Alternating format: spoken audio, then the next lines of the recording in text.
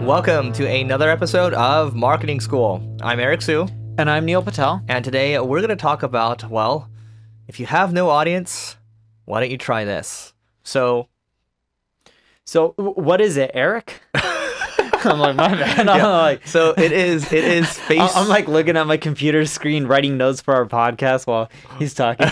So it's going live. Okay, so I'll start this off. What we've been seeing recently with a lot of marketers is Russell Brunson, for example. This is a great example. Yesterday he went live for 4 hours. You got the email, didn't you? I got the email. Did you check it out? I didn't check it out, but I got the email too. He went live for 4 hours, and it's just like this big extravaganza, right? And then more and more people are doing this now, where they'll do like a live course recording or like a live kind of event like that, and it builds a lot of goodwill. And so if you have no audience at all, but you can you can create some kind of live content. Basically, what you can do is you can go live and you can do what some marketers do, where you just drive traffic to that live video, and then you try to build goodwill that way. And just to kick things off, this is the high level. Drive people to a live video that you did already, and then what you do is you can retarget people that have watched maybe the top 5 or 10% of people that have watched it. Then you have something where you don't necessarily need to have like a built-in audience with a couple 100,000 email subscribers or 1 million visits a month. Yes, so by going live, what ends up happening is one, you can promote it to your list. Whether it's your email list, push notification list, it doesn't matter. Even if you have Facebook Messenger and you have subscribers on there, you can promote it to them as well. But when you go live, these social networks push it hard.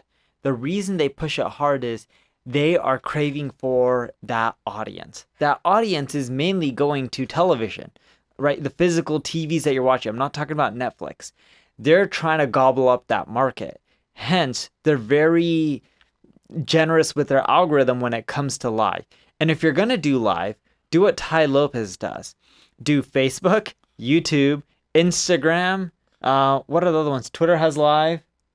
Twitter has live, right? Periscope? Is it? I forgot what it's called. I don't think they use that. Those guys it's mainly like Instagram, YouTube. And I know Instagram, YouTube, and Facebook are the 3 biggest. Yeah. Some people do Twitch, but they don't do Twitch. Yeah, but Twitch is mainly for gaming. Yeah. So if you're going to do it with all 3, but it's a super effective strategy. And here's what we learned.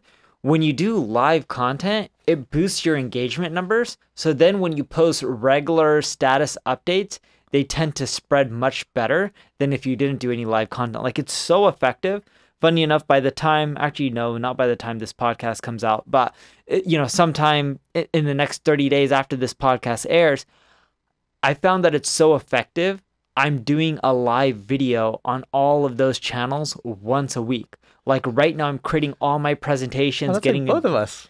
Look at that. See, we didn't even know. There you go. Yeah. Yeah, and I'm having my designers create my presentations. And like literally, I'm going to be going into a studio once a week and doing live on all those channels at once. Is it the Studios Network? No, I use a different studio for the video recording. All right. Well, cool. Anyway, so look, when you go live, I mean, just to kind of build upon what I was saying earlier. So you drive people, right? Paid traffic. You do a live, you drive paid traffic to that, and then you retarget the top 5 or 10% of people that have watched that video. So you got this engine going, right? And then what happens is you retarget those 5 to 10% of people with, it could be another offer, it could be a video, or it could be something else, but now you can make an offer to them. So instead of saying, hey, look, I want to drive people from Facebook or AdWords to an email opt-in and then nurture them for 12 emails and then hope that they buy, you can basically reduce that sales cycle because you've built the goodwill through the live video. Because if Neil goes live for an hour or so, you watch him for an hour, you don't need to read 12 emails anymore. He can take you through the whole thing. And that's why if you look at Russell Brunson doing that thing for 4 hours, I saw him giving away backpacks and stuff. He had like a lineup of people taking phone calls. It was like this big extravaganza. This guy was wearing a suit with like, it was like Russell was wearing a suit? No, Russell wasn't wearing a suit. He was I was like, I haven't seen him wear a suit ever. The other guy was wearing a suit. It's like all money. Like it's made of money. So I thought that was funny. But here's another example for you before we pass it back. Brendon Burchard, who's another marketer, he taught this thing where basically he started recording a live course. So that course took like more than a couple hours to record live. He had to run back and forth in terms of like, getting all the logistics set. But key takeaway is he was recording a course live, right? And he created this feeding frenzy around it, right? You know, the social channels love it because, you know, they're getting more attention, and he's giving away so much goodwill. People are sharing it, and then afterwards you can use that video as an asset, and you can even sell it too, or you can drive traffic to it. There's just so much you can do with live. So what Neil said, and super important. Look, the fact that we're both doing it and we didn't even know that we're doing it, says a lot. Yeah, and with live content, if you don't have an audience, you can talk about other people's products and services on there. Not because you're getting paid. You shouldn't do it if you're getting paid, if you want to build an audience. More so if you think it'll benefit your audience and you are naturally talking about it either way. What you would want to do is you want to hit up those companies and have them promote your live feed. So then that way you're going to get more people coming, which will help you get more followers, fans, subscribers, depending on the channel that you're going after. Yeah.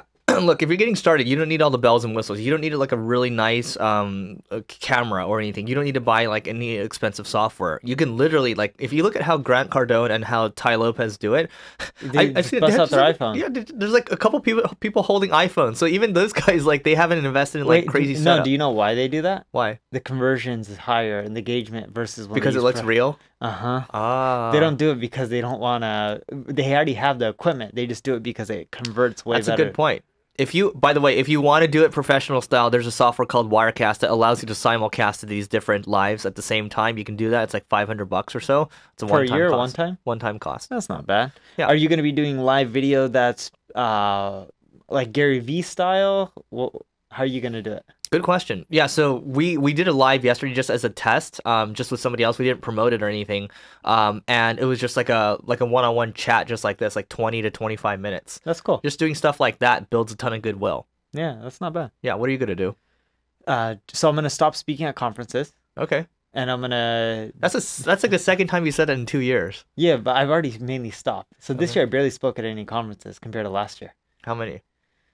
Less than 15 is. See, it's like a conversation. This would be a cool live video. Yeah. So what I'm gonna end up doing is, normally if I would have done a conference once a week, I'm just gonna take presentations that I'm gonna make and just put it out there on the web for free. Boom, for free. And live. Goodwill, live. Maybe maybe you'll see us do it at the same time with each other. Who knows? There you go. Yeah. Cool. That's it for my end. All right. I was hoping you would do the ending, but I'll do the ending. So that is it for today. Go to marketingschool.io/stats to check us on our journey to 1 million downloads a month. We're at about 800,000 right now. We do need your help. Look, we're slowing down a little bit. The growth needs to speed up. We need your help to do that. So go there, rate, review, subscribe. iTunes changed something. That's why. Yes, iTunes did make something. Oh, we should actually talk about that in another episode. Yeah. Anyway, so help us get there, and then we're going to throw a live event in downtown LA. Look, we're going to be super happy to see you. There's going to be food there. You're going to get to meet us. We're going to meet you. It's great. And we're going to record it for those of you that can't be there. So go to marketingschool.io/stats. Check it out. Please help us get that growth rate cranking again to get to 1 million, and then we will hit that event, and we'll see you there. Goodbye.